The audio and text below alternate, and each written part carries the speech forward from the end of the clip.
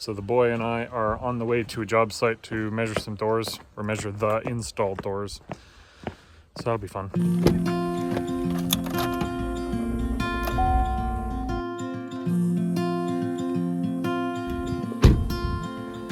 So building cabinet doors for this one, this one, this one down here. We built these boxes for them a little while ago, and now they need some doors.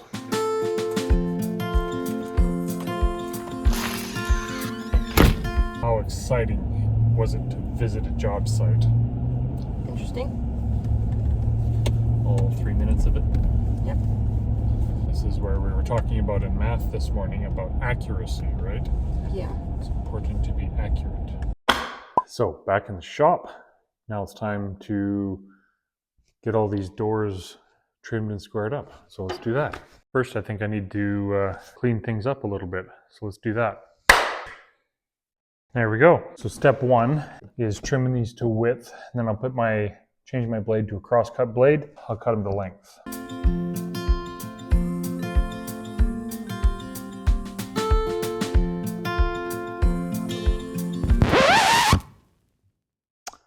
I just discovered a major frigging screw up. Somewhere between transferring my measurements and the CAD drawing for doing the panels, I lost track of the size. The floating panel is the size the door needs to be. So there's no way for me to rip these down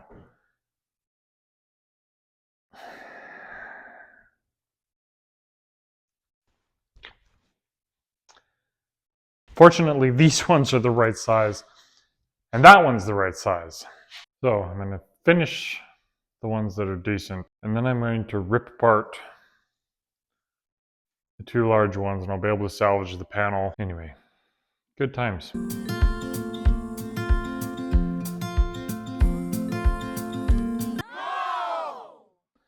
Today is one of those days. I've had this saw for 7 years, 8 years now.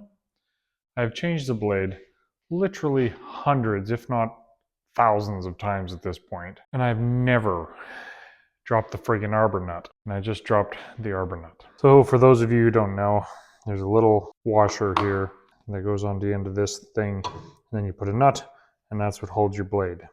Changing the blades to a cross-cut blade from this ripping blade, and I dropped the friggin' nut down into there, which is the dust shroud. I think today is not the best day to be in the shop.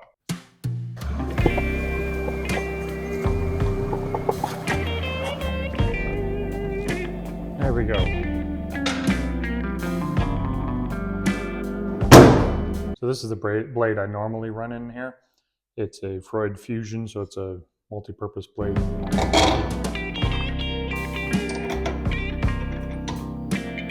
Don't drop the nut. It's one mistake I see a lot of people make on YouTube and in person. You don't need to crank down on these very hard. Just a quick little jerk and it's tight enough. The way it's designed, as it's spinning, it should actually self-tighten anyway. So just put your wrenches on, little quick jerk, and you're good.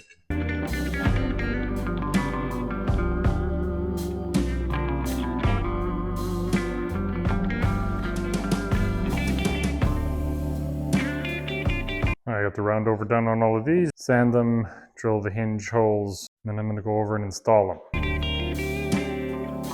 Now to drill some hinge holes. I just used this Craig hinge jig, works really well. It's got some adjustability and all that jazz. If you guys are interested in learning about that, leave me a comment and I'll make a little video how it works.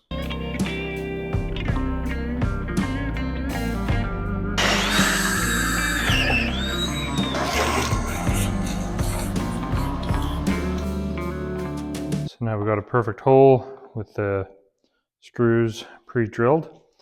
But here's where the real magic of the Craig jig comes in.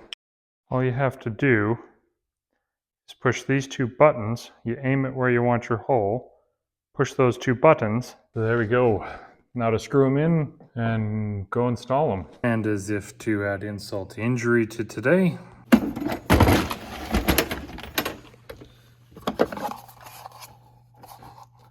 That's the one that holds the screws for those hinges. Today, it's not my freaking day. Get to the guys, the suppliers that I usually use here for wood and hinges and slides and blah, blah, blah, blah. Not only are they out of the freaking screws I need, they're out of the extra hinges I need, and, oh, geez. What are you supposed to do? Well, thanks to Home Depot, I was able to pick up some screws, so let's get these installed. It was a hot summer's night.